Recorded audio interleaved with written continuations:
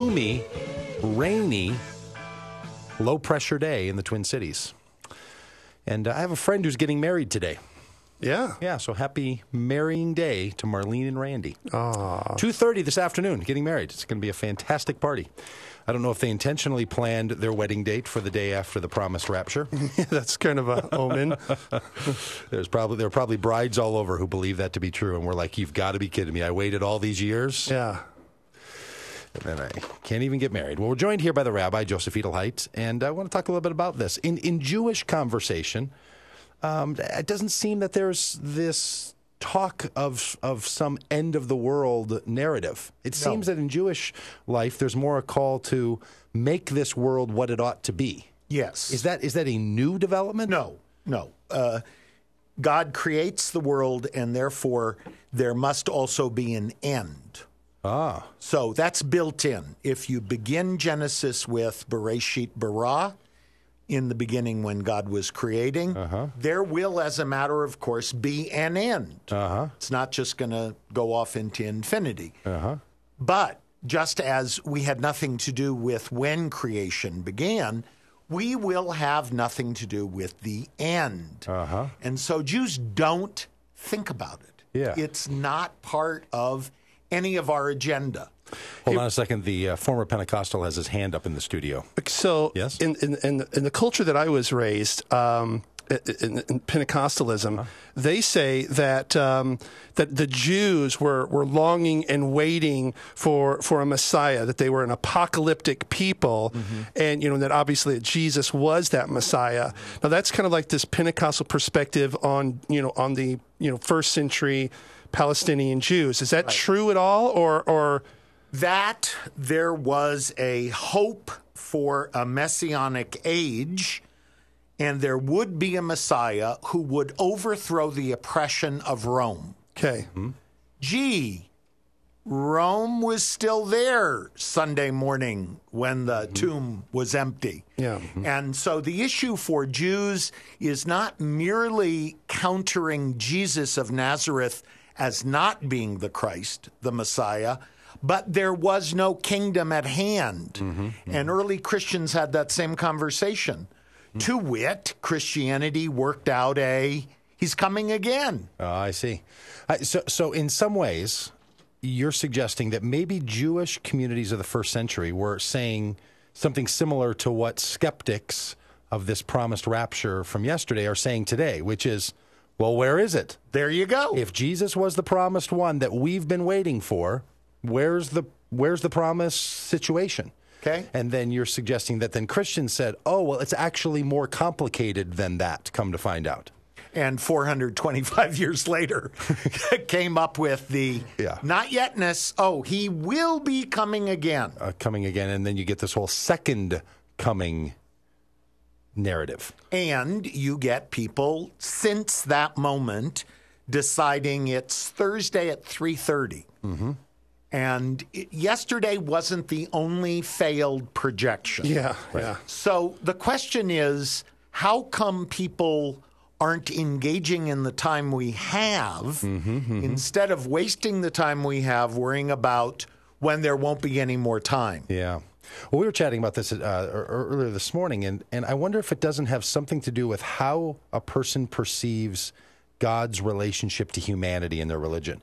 If God is the judger who's going to judge people, and God's the one who's offended, and that people have wronged God, and God's going to make it right by punishing people for wrong behavior, perhaps you end up in a different orientation than if one says, no, God wants to save people from that which is destroying them. That God's not the one we should be afraid of. We shouldn't be saved from God. We should be saved by God from those things that would destroy us. Aren't they really, I mean, not just in Judaism, but just in your own thoughts about religion, aren't there really two paths that one would have to choose between? Either God is the one we should be afraid of, or God is the one that saves us from that which we should be afraid of? There are at least two paths.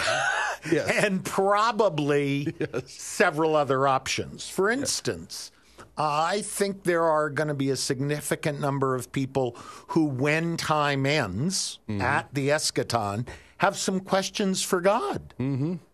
So I'm not so much worried about being saved from God or being saved by God.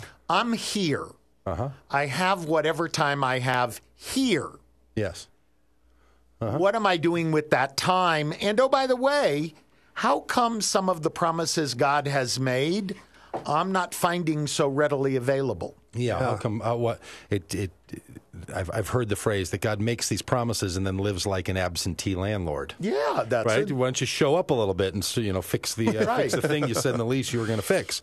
So there's people who look at religious structure. I think in the conversation we're going to have this in the second hour with the folks in the Minnesota Atheist Association, I think they're going to ask that question. They're going to say, "Hey, we read this stuff. Doesn't seem to be happening. Where is this coming from?" Now, can I ask you a question about this Messiah construct in early Judaism?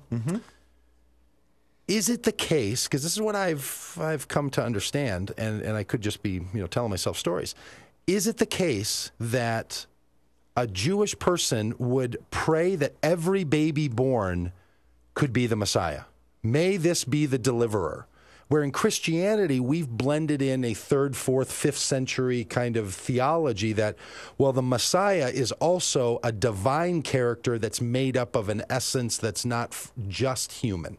Right. But the Messiah for Jewish narrative, Jewish calling, it doesn't involve that kind of extra human quality that you see in some Christian theology. Is that true? Correct. So the promised Messiah wasn't a promise of a God-human blend. Correct. It's something more that human beings are invited to be that Messiah? Is that a fair way to say it? No, not invited, but Messiah simply means anointed one. And the understanding was there would be two, Messiah ben David, the Messiah, the son of David, who would be a ruler over the end of time, the Messiah ben Joseph, during an apocalyptic reign kind of thing. Jews today, other than very Orthodox Jews, don't believe in a person, but a period. I see. So it's there's a function of that messiahship. Yes. As opposed to a person. So maybe, this is a bit of a stretch, but maybe the way people think about someone is the president from this period of time of the United States, from this period of time to this period of time, and then someone else. So it's not a person is the president, it's a function or a role that person plays. But it still is the end of time. What was supposed to happen yesterday is it all ended as we know it. And is the end of time meaning the end of this period of time, or is it the abolishing of all time in Jewish time as humans experience it? Whatever would happen after the end of time, that's God's time. And we won't experience it in the various human categories we experience right now. Rabbi Joseph Edelheit in a conversation with Not Quite Right Religious Radio hosts Doug Pagitt and John Music here on AM 950, the Voice of Minnesota. Rabbi, thanks always. It always goes too fast this time. We need to talk right up till the end of time. Oh, okay, that would even be better. Back. Yeah, we'll be back. There he is again, another Jew promising he's coming back. Oh. We'll be back. This is Ed Schultz, the most listened to progressive